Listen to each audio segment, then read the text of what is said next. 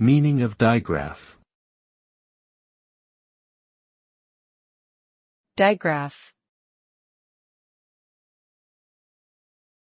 Digraph.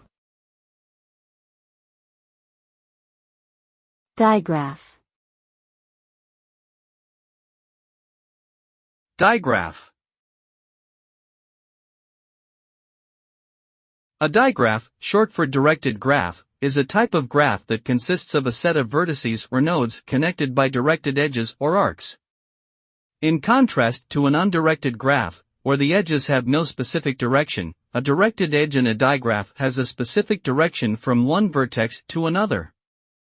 This means that the relationship between the vertices is asymmetric and can be used to represent complex systems such as computer networks, transportation systems, and social networks. Digraphs are useful in many fields, including mathematics, computer science, and engineering.